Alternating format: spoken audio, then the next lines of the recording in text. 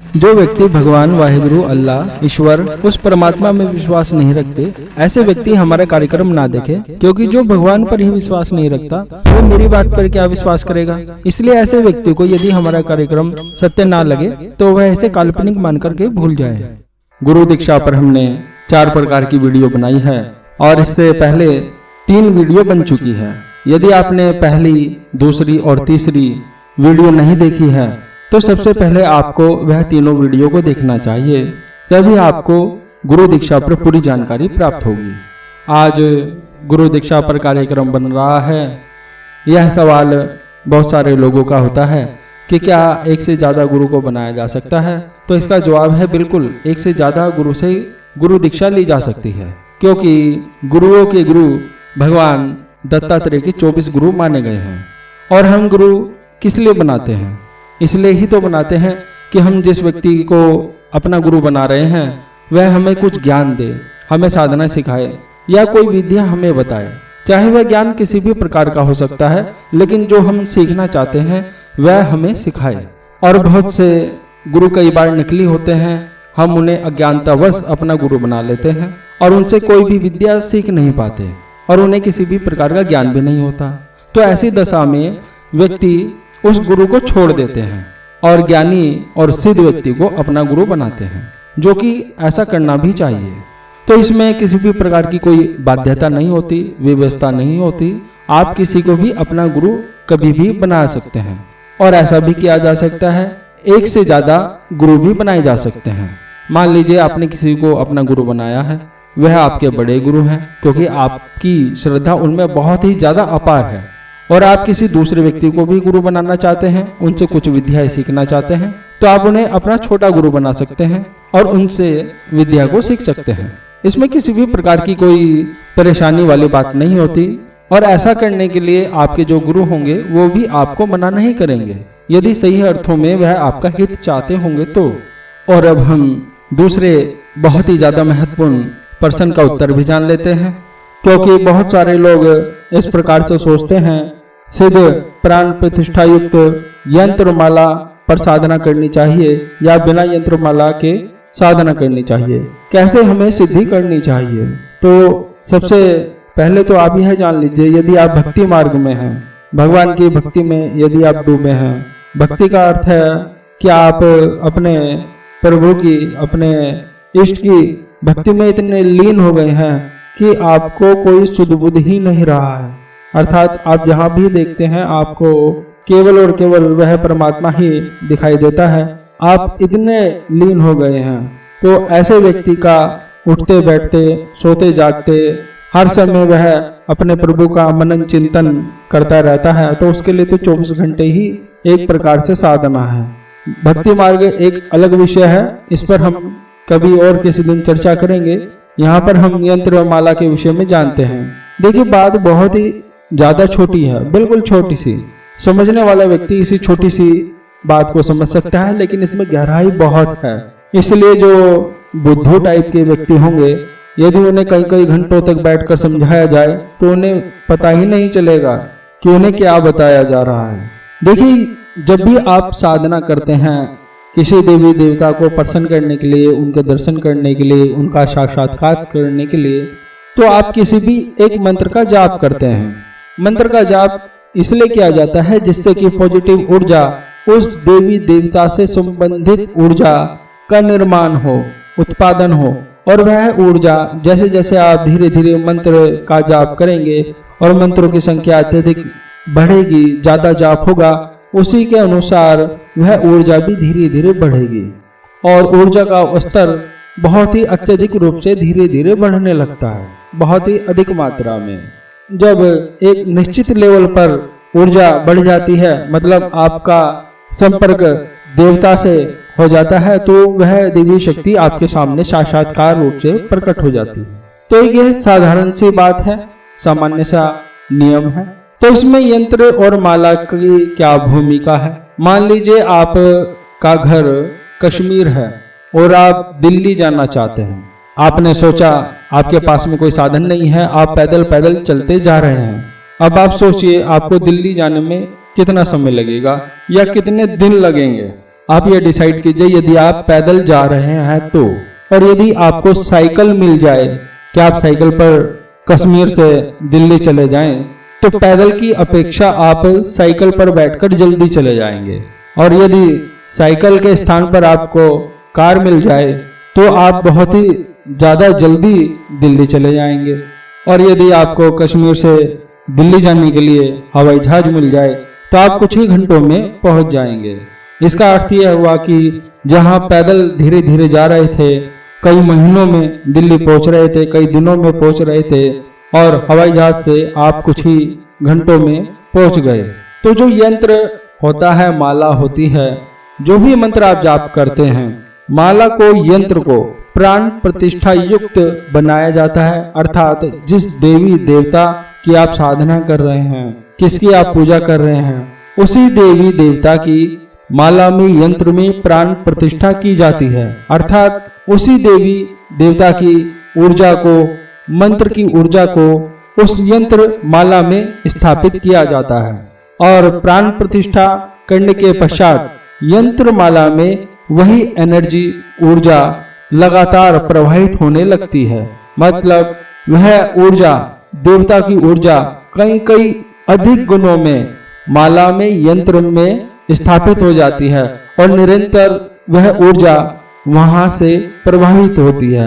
और जब साधक माला को अपने हाथ में लेता है तो वह ऊर्जा साधक के शरीर से संपर्क बना लेती है।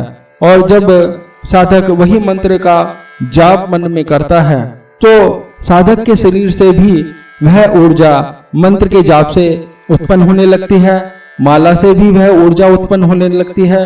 और जो सामने यंत्र रखा जाता है जिसमें देवता की स्थापना की जाती है, उससे भी वही ऊर्जा कई गुना ज्यादा निकलती है। तो जब तीनों का समावेश हो जाता है तो वह ऊर्जा एकदम से ही बहुत ही ज्यादा तीव्रता के साथ में उत्पन्न होने लगती है। अब चूंकि जो सिद्ध गुरु होते हैं वह देवी शक्ति का सूक्ष्म रूप से स्थान यंत्र में दे देते हैं, जिससे कि आप जो भी मंत्र का जाप करेंगे, जो भी प्रार्थना करेंगे, देवता या देवी उस प्रार्थना को, उस मंत्र के जाप को अवश्य सुनेंगे। वह उनकी इच्छा अलग हो सकती है कि वह आपकी प्रार्थना को स्वीकार करें या ना करें, लेकिन आपके किया गया मंत्र का जाप, आपकी प्रार्थनाएं उन देवी देवताओं तक पहुंचती है। और जब आपके पास में यंत्र नहीं होती, माला नहीं होती, तो उतनी अधिक ऊर्जा का उत्पादन आप नहीं कर सकते। तो यंत्र माला आपके लिए उसी प्रकार से कार्य करती हैं जिस प्रकार से पैदल चलने वाले आदमी के लिए हवाई जहाज कार्य करता है, वह कुछ ही घंटों में पहुंच जाता है। तो यंत्र माला पर यदि आप साधना करेंगे तो आपको बहुत ज्यादा मंत्रों का जाप करने की आवश्यकता नहीं होती। लाखों बहुत ज्यादा मंत्रों का जाप करने की आवश्यकता नहीं होती। बहुत सालों तक, महीनों तक साधना करने की आवश्यकता नहीं होती। साधक को बहुत ही जल्दी वह परिणाम मिल जाते हैं जिन परिणामों को पाने के लिए वह कई वर्षों तक साधना कर रहा था बिना यंत्र माला के। इस विषय में हम आगे भी कभी चर्चा करेंगे, क्योंकि यह विषय इतना गूढ़ है, इतना अच्छा है कि इस पर दोबारा से फिर चर्चा होनी चाहिए। लेकिन बहुत सारे इस प्रकार के व्यक्ति हैं जो अपने आप ही सोचते हैं कि हमारे में बहुत ज्यादा ताकत है, बहुत ज्यादा ऊर्जा है, हमें किसी भी यंत्र की, माला की, मूर्ति की आवश्यकता नहीं है, हम तो अपने आप ही सिद्ध हैं। तो ऐसे बुद्धिमान व्यक्तियों को मैं क्या कहूँ, मैं तो यही कहूँगा कि आप को जैसा भी ठीक लगे, अच्छा लगे, आप भगवान की पूजा कीजिए। चाहे आप यंत्र माला से कर रहे हैं, चाहे आप बिना यंत्र माला के कर रहे हैं, आप भगवान का स्मरण कर रहे हैं, यह बहुत अच्छी बात है मेरे लिए। और एक बहुत बड़ी गलती बहुत सारे लोग कर देते हैं, उनसे अनजाने में ही यह गलती हो जाती है, जिसके कारण उन्हें उनके द्वारा की गई पूजा का फल, साधना का फल, मंत्र जाप का फल, किसी भी प्रकार की पूजा उपासना का फल उतना नहीं मिलता जितना कि उन्हें मिलना चाहिए। यह बहुत ही दुख की बात होती है, क्योंकि कोई भी व्यक्ति साधना करता है, पूजा करता है, उपासना करता है और उसे उतना फल ना प्राप्त हो। इसका कारण एक बहुत ही छोटा सा है। बहुत सारे लोग क्या करते हैं, अपने घर में पूजा स्थान में यंत्र हो, माला हो या कोई फोटो हो भगवान की, या पूजा में इस्तेमाल करने वाली कोई भी सामग्री हो, वह किसी से भी निःशुल्क ले लेते हैं या गिफ्ट उपहार में ले लेते हैं और उसी से साधना करते हैं या अपनी रोज पूजा करते हैं। चाहे वह पूजा आप रोज करते हैं, अपने सामान्य मंदिर में बैठकर करते हैं, चाहे किसी भी प्रकार से आप साधना को करते हैं, उसका लाभ आपको इसलिए ज्यादा नहीं मिलता क्योंकि जिस व्यक्ति ने आपको वह सामग्री दी है, चाहे वह यंत्र हो, माला हो, फोटो हो या पूजा करने का कोई भी सामान हो, जो व्यक्ति आपको वह देता है, जो भी आप मंत्र का जाप करेंगे, जो भी आप पूजा पाठ करेंगे, उस पूजा का कुछ फल या उससे ज्यादा फल उस व्यक्ति को प्राप्त होगा जिस व्यक्ति ने आपको साधना सामग्री दी है, चाहे वह यंत्र हो, माला हो, चाहे किसी भी प्रकार की आपकी पूजा में आने वाली सामग्री हो, क्योंकि वह सामग्री आपके अपने पैसों की नहीं है, आपके अपने मेहनत की नहीं है। इसलिए जो भी व्यक्ति आपको सामग्री देगा वह फल उसी को ही प्राप्त होगा। और फिर लोग सोचते हैं कि हमें सिद्धि प्राप्त नहीं हो रही है, हमारी पूजा फलवती नहीं हो रही है, तो यह सबसे बड़ी गलती होती है। अब आप इसे इस तरह से भी समझ सकते हैं, यदि आप किसी मंदिर में हैं और आपको भगवान को प्रसाद चढ़ाना है और आप किसी भी व्यक्ति से पैसे मांग लेते हैं कि मुझे प्रसाद चढ़ाने के नाम के पैसे दे दीजिए, और वह व्यक्ति आपको पैसे दे देता है और आप उसी पैसे से भगवान को प्रसाद चढ़ाते हैं या कुछ भी पूजा की सामग्री को चढ़ाते हैं, तो जो भी आप उस पैसे से पूजा करेंगे, उस पैसे से की गई पूजा का फल उस व्यक्ति को भी प्राप्त होगा जिस व्यक्ति ने आपको पैसे दिए हैं। यदि आप उस व्यक्ति के पैसे वापस नहीं लौटाते हैं तो, क्योंकि बहुत सारे लोग आपने देखा होगा साधु महात्माओं की सेवा करते हैं, उन्हें बहुत ज्यादा दान देते हैं, पूजा सामग्री की उनकी व्यवस्था कराते हैं, पूजा में लगने वाले घी की, तेल की, हवन सामग्री आदि की व्यवस्था कराते हैं, उन्हें विभिन्न प्रकार की सुविधाएं देते हैं। और बहुत सारे लोग इस प्रकार के होते हैं कि वह प्रत्येक महीने अपनी कमाई का 10वां भाग या 5वां भाग या जो भी उनसे बन पड़ता है, चाहे 500 रुपये हो या 100 रुपये, वह प्रत्येक महीने दान कर देते हैं। वह इसलिए ही देते हैं जिससे कि वह साधु महात्मा जो भी पूजा पाठ करेंगे, जो भी तपस्या करेंगे, उस पूजा पाठ का फल, उस तपस्या का फल उस व्यक्ति को भी अपने आप ही ऑटोमेटिक मिल जाएगा, जो व्यक्ति साधु महात्मा की सेवा में सामग्री आदि की व्यवस्था करके देगा। आपने देखा होगा बहुत सारे लोग मालाएं अलग अलग प्रकार की फ्री में बांटते हैं, यंत्र बांटते हैं, फोटोए भगवान की, देवी देवताओं की बांटते हैं, मूर्तियां स्थापित करवाते हैं, मंदिर बनवाते हैं। वह सब इसलिए ही होता है जिससे कि जो भी व्यक्ति उन मूर्ति की, उस पूजा सामग्री से भगवान की पूजा उपासना करेंगे, तो जिस व्यक्ति ने यह व्यवस्था करवा के दी है उस व्यक्ति को अनायास ही अपने आप ही पूजा का किया गया फल प्राप्त होता है। तो इसलिए आपको भूल करके भी अपनी पूजा साधना में किसी भी प्रकार की निःशुल्क सामग्री का इस्तेमाल कभी भी नहीं करना चाहिए। यदि आप कहीं से भी माला लेते हैं, यंत्र लेते हैं या कोई भी पूजा साधना सामग्री लेते हैं, तो आपको अपने पैसे से ही लेनी चाहिए। यह बात अलग है कि आप के पास में यदि धनराशि नहीं है तो आप किसी से उधार लेकर के सामग्री को ले सकते हैं, भगवान की मूर्ति को ले सकते हैं, यदि वह बहुत महंगी है तो। और बाद में आप जिस व्यक्ति से उधार लें उस व्यक्ति को आप उधार लिए हुए पैसे वापस कर सकते हैं। इसमें किसी भी प्रकार का कोई दोष नहीं होता। यह सबसे महत्वपूर्ण बात है, हमें यह भी ध्यान रखनी चाहिए। देखिए, एक से एक बढ़कर साधु महात्मा हुए हैं और ऐसे ऐसे तपस्वी हुए हैं जिनके सामने देवी देवता स्वयं प्रकट होते थे और उनके पास में इस प्रकार की विलक्षण शक्तियां होती थी कि वह जब चाहे अदृश्य हो जाया करते थे, किसी भी स्थान पर प्रकट हो जाया करते थे। पानी के ऊपर चलना उनके लिए आम बात थी और विभिन्न प्रकार की सिद्धियां, शक्तियां उनके सामने हाथ बांधे खड़ी रहती थी। लेकिन जितने भी उच्च कोटि के साधु महात्मा सिद्ध हुए हैं, तपस्वी हुए हैं, उन्होंने अपना जीवन बड़ा ही कठिन जिया है। और आज भी जितने भी साधु महात्मा हैं, तपस्वी हैं, साधक हैं, उनका जीवन कठिन ही होता है। क्योंकि जब मैं साधना क्षेत्र में कुछ सीखने के लिए प्रयासरत था तो कुछ साधु संतों महात्माओं के साथ में मुझे रहने का अवसर प्राप्त हुआ है, इसलिए मैं आपको ठीक ठीक सच सच बता सकता हूँ। क्योंकि जो साधु महात्मा होते हैं उनका जीवन बहुत ही ज्यादा कठिन होता है, क्योंकि उन्हें पीने के लिए साफ पानी तक नहीं मिलता। आपके घर पर तो टंकी होती है, फ्रिज होते हैं, जब चाहा आपने साफ पानी पी लिया। लेकिन यदि आप कुटिया में रहेंगे, जंगलों में रहेंगे, तो पानी पीने तक की बहुत ज़्यादा प्रॉब्लम होती है और खाने का तो कुछ पता ही नहीं होता। यहाँ पर तो आपको ऐसा है कि जब आपको भूख लगी तब आपने खाना खा लिया, लेकिन साधु महात्माओं के पास में कोई इस प्रकार की सुविधा नहीं होती कि वह जब चाहे उनका जो भी मन किया उन्होंने तुरंत बना करके खा लिया, क्योंकि उनके पास में तो गैस तक नहीं होती, लकड़ियाँ इकट्ठी करनी पड़ती है और भोजन का भी नहीं पता होता कि कब कैसे कहाँ कब क्या प्राप्त होगा। और गर्मी के मौसम में जंगल में रहना बहुत ही ज़्यादा मुश्किल का कार्य होता है, क्योंकि शाम होते होते बहुत सारे मच्छर काटने लगते हैं और ऊपर से लाइट भी नहीं होती, पंखा भी नहीं होता, बहुत ही ज़्यादा गर्मी सहन करनी पड़ती है। और सर्दी के मौसम में भी कोई सुविधाएं नहीं होती।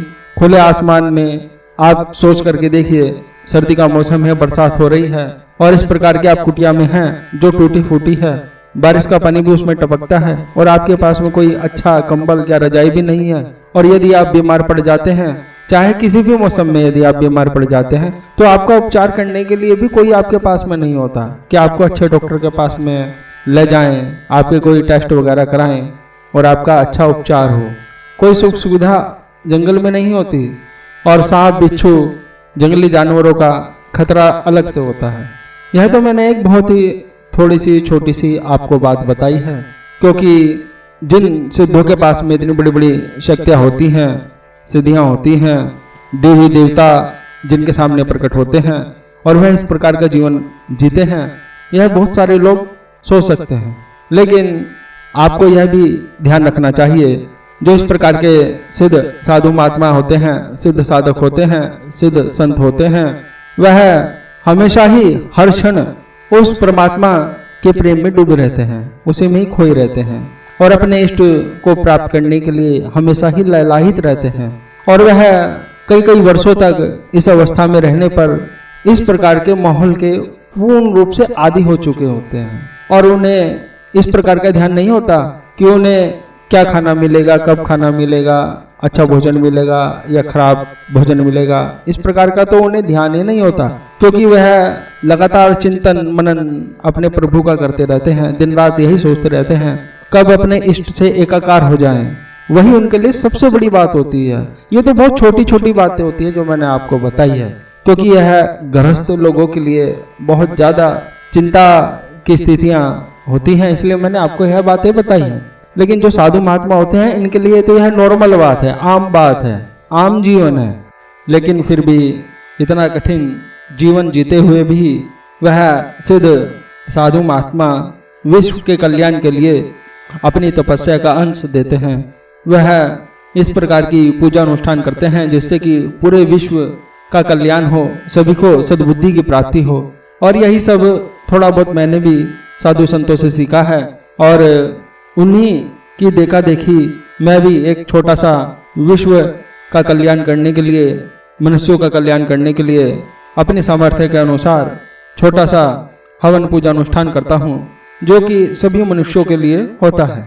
और बहुत सारे लोग हमें मैसेज करते हैं व्हाट्सएप पर, वह कहते हैं कि हम गुरुजी के साथ में रहकर साधना करना चाहते हैं। लेकिन कोई भी व्यक्ति यह नहीं कहता कि हम सभी लोगों के कल्याण के लिए बिना किसी स्वार्थ के हम आपका सहयोग करना चाहते हैं, ऐसा मंदिर बनाने के लिए, ऐसा स्थान बनाने के लिए जहाँ पर लोग रहकर साधना कर सकें, पूजा अनुष्ठान कर सकें, कुछ धर्म कर्म का कार्य कर सकें, इसके लिए हम आपकी सहायता करना चाहते हैं। ऐसा कोई लोग नहीं कहता। हाँ, बहुत से सज्जन हैं जिन्होंने सहयोग के लिए हमसे कहा है। देखिए, जो भी साधक मेरे साथ में साधना करते हैं, पूजा अनुष्ठान करते हैं, वह हमारे द्वारा ही दीक्षित शिष्य होते हैं। केवल वही लोग हमारे साथ में पूजा पाठ अनुष्ठान कर सकते हैं, यह हमारी मजबूरी है। इसलिए आपको यह बता देना भी मेरा फर्ज है। और साथ ही आपको यह भी जान लेना चाहिए, पूजा पाठ करना कोई मेरा व्यापार नहीं है, क्योंकि मैं एक डॉक्टर हूँ और उसी से इतने पैसे कमा लेता हूँ। चाहे थोड़े कम पैसे कमाऊँ, लेकिन इतने पैसे कमा लेता हूँ कि एक सम्मान पूर्वक जीवन जी सकूं। मैं कोई बहुत बड़ा अमीर आदमी नहीं हूँ, मैं एक सामान्य सा साधारण आम व्यक्ति हूँ। जो भी व्यक्ति हमसे साधना सामग्री लेना चाहते हैं, चाहे वह किसी भी प्रकार की साधना की सामग्री हो, गुरु दीक्षा में लगने वाली सामग्री हो या अन्य प्रकार की साधना सामग्री हो। देखिए, किसी भी साधना सामग्री को सिद्ध करने में, प्राण प्रतिष्ठा करने में, उसे चैतन्य जागृत करने में समय लगता है, टाइम लगता है, और यह बहुत ही कठिन प्रकार की क्रिया होती है। सामग्री को सिद्ध करने के लिए 1 दिन भी लगता है, 3 दिन भी लग सकते हैं, या अन्य प्रकार से सामग्री को अधिक जागृत करने में अलग अलग दिन लगते हैं। आपको यह जान लेना चाहिए, यदि किसी सामग्री के ऊपर जितना भी मंत्र का जाप किया जाएगा, वह सामग्री उतनी ही ज़्यादा पावरफुल, शक्तिशाली बन जाएगी। और साधना सामग्री का अपना एक शुल्क होता है, और यह शुल्क सभी को देना होता है, चाहे वह साधना में लगने वाली सामग्री हो, चाहे वह गुरु दीक्षा में लगने वाली सामग्री हो। लेकिन अब मैं आपको आगे बहुत सारी साधनाएं सिखाऊंगा जिसमें किसी भी प्रकार की कोई साधना सामग्री नहीं लगेगी। उसमें यंत्र की आवश्यकता नहीं है, माला की आवश्यकता नहीं है, किसी भी प्रकार की अन्य सामग्री की आवश्यकता नहीं है। उसमें किसी भी प्रकार का कोई आपको खर्च नहीं करना है। इस प्रकार की अब मैं आपको आगे साधनाएं सिखाऊंगा। मान लीजिए, यदि मैं आपको 10 साधनाएं दूंगा, तो उसमें से कम 8 साधनाएं इस प्रकार की होगी जिसमें किसी भी प्रकार की साधना सामग्री की, यंत्र माला की आवश्यकता नहीं होगी, और 2 साधनाएं इस प्रकार की होगी जिसमें यंत्र माला की आवश्यकता होगी।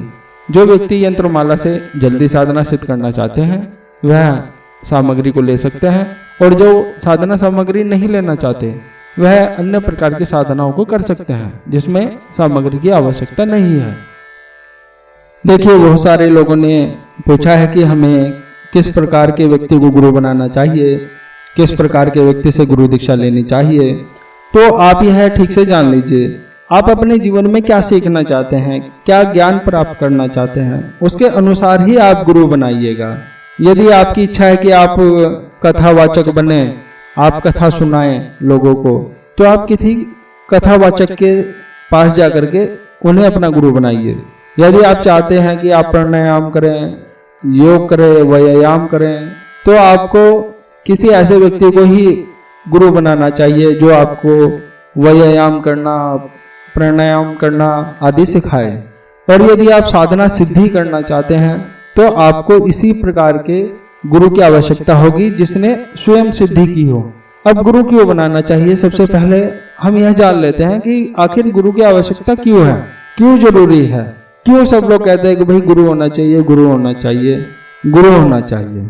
मैं आपको कुछ बताता हूँ, आप ठीक से समझिए तो आपको अपने आप ही पता चल जाएगा। देखिए, जब भी आप सिद्धि करते हैं किसी देवी देवता को साक्षात्कार करने के लिए, उन्हें देखने के लिए, चाहे देवी देवता हो, भूत हो, प्रेत हो, जिन हो, यक्ष हो, यक्षिणी हो, भैरवी हो, भैरव हो, गंधर्व हो, किसी भी प्रकार की कोई भी शक्ति हो, जब भी आप कोई साधना करते हैं, तो जब आप साधना करते हैं तो साधना करते करते कभी कभी हमसे बहुत बड़ी गलती हो जाती है, त्रुटि हो जाती है। तो ठीक उसी समय आपके गुरु चाहे कहीं पर भी हों, कहीं पर भी रहते हों, उन्हें पता चल जाएगा कि मेरे शिष्य से साधना में गलती हो चुकी है, त्रुटि हो चुकी है, और वह अपनी शक्ति को भेजकर, अपनी सिद्धि को भेजकर आपकी रक्षा उसी समय कर देंगे। यदि आपके सिद्ध गुरु होंगे तो, उनके पास में शक्तियां होंगी तो, इसलिए गुरु बनाया जाता है। और इसलिए भी बनाया जाता है कि जिससे कि वह आपको प्रामाणिक ज्ञान दे सकें, मतलब असली विद्या आपको सिखा सकें, ठीक ठीक आपको साधना सिखा सके, सिद्धि को करा सकें, इसलिए गुरु बनाया जाता है। लेकिन और भी बहुत सारी बातें हैं, यह तो मैंने आपको सिर्फ 100 में से 2 ही बात बताई है। 98 बात बताने में बहुत ही ज्यादा समय लग जाएगा। जिन व्यक्ति में दिमाग होगा वह सिर्फ इसी बात से समझ जाएंगे। लेकिन आपको ऐसे व्यक्ति को गुरु नहीं बनाना चाहिए जो दूसरों का नुकसान करने की बातें करते हों, आपको यह सिखाते हो कि इस विद्या से दूसरों को मार देना चाहिए, ऐसे किसी को वश में करके गलत काम कर देना चाहिए, मतलब जो आपको गलत शिक्षा दे, गलत विद्या सिखाए, ऐसे व्यक्ति से दूर रहना चाहिए। जो दूसरे को गालियां देते हो, उन्हें मारने की सोचते हो, उन्हें नुकसान पहुंचाने के लिए सोचते हो, मतलब जो गलत व्यक्ति है, उस व्यक्ति से कभी भी विद्या नहीं सीखनी चाहिए। मारण प्रयोग नहीं सीखने चाहिए, किसी का घर बर्बाद करने की विद्या नहीं सीखनी चाहिए, किसी को नुकसान करने की विद्या नहीं सीखनी चाहिए। ऐसे व्यक्ति को गुरु नहीं बनाना चाहिए, क्योंकि ऐसे व्यक्ति अक्सर देखा गया है कि गंदी शक्तियों की ही पूजा करते हैं और वही चीज वह अपने शिष्यों को भी सिखा देते हैं। तो यदि आप लाखों व्यक्तियों में से एक भी व्यक्ति का अच्छा ना करें, लेकिन किसी एक व्यक्ति का भी आपके हाथों बुरा नहीं होना चाहिए, आपको यह ध्यान रखना चाहिए। और सबसे बड़ी बात यह है कि गुरु की पहचान यह होगी, यह सबसे मेन बात है, आप इसे ध्यान से ठीक से समझ लीजिए। क्योंकि बहुत सारे गुरु हैं, अब आपको पता कैसे चलेगा यही ठीक है, इन्होंने सिद्धि की है या नहीं की है? कोई अपने मुंह से बोलकर तो नहीं बताता कि हाँ मैंने सिद्धि की है। तो देखिए, जो भी असली गुरु होगा वह क्षण भर में ही, तुरंत ही आपको शक्ति के दर्शन करा देंगे। ये नहीं लगेगा कि बहुत बहुत समय, सालों लग जाएंगे, ऐसा नहीं होगा। जब आप उनसे मिलेंगे, हो सकता है पहली बार में ही वह आपको शक्ति के दर्शन करा दें, साक्षात्कार करा दें, या कोई भी वस्तु शून्य से प्रकट कर दें। शून्य से मतलब हवा में से प्रकट कर दें। ऐसी वस्तु नहीं कह रहा हूं मैं जो हाथ की सफाई करते हैं, मतलब जो टॉफी, चने, मुरमुरे, मीठी गोलियां या भभूत, धुनी, यह सब हवा से प्रकट करते हैं, यह तो हाथ की सफाई होती है। शून्य से प्रकट करने का मतलब यह है कि जो आपके हवा में से कोई आपके आंखों के सामने, खुली आंखों के सामने ही बहुत बड़ी चीज प्रकट कर दे, जैसे खरबूजा प्रकट कर दे, तरबूज कर दे, केले कर दे, नारियल कर दे, शून्य में से कुछ भी बहुत बड़ी वस्तु आपके सामने प्रकट कर दे जो हाथ में छिपाई ना जा सके, तो समझ जाइएगा ऐसे व्यक्ति के पास ही अलौकिक शक्ति होती है। यह नाम बता देना, घर बता देना कि आपका नाम यह है, आपका घर यह है, आप यह काम करते हो, यह तो क्षुद्र विद्याएं भी होती हैं। मतलब आप किसी भूत प्रेत के माध्यम से भी किसी का नाम पता जान सकते हैं, वह क्या करता है यह जान सकते हैं आप भूत प्रेत से भी। यह कोई बहुत बड़ी बात नहीं है, लेकिन शून्य से प्रकट कर देना, किसी शक्ति को आपके सामने बिल्कुल साक्षात्कार खड़ा कर देना, दिखा देना, यह सिद्ध गुरु की पहचान है। वैसे तो सिद्ध गुरु आसानी से नहीं मिलते हैं, जो होते हैं वह आपको नहीं कहते हैं कि वह सिद्ध हैं, क्योंकि वह दुनियादारी के चक्कर में इतना ज़्यादा नहीं पढ़ते और ना ही बहुत सारे शिष्यों को गुरु दीक्षा देते हैं, बचते हैं। आगे भगवान शिव की इच्छा। शंभु महादेव भोलेनाथ।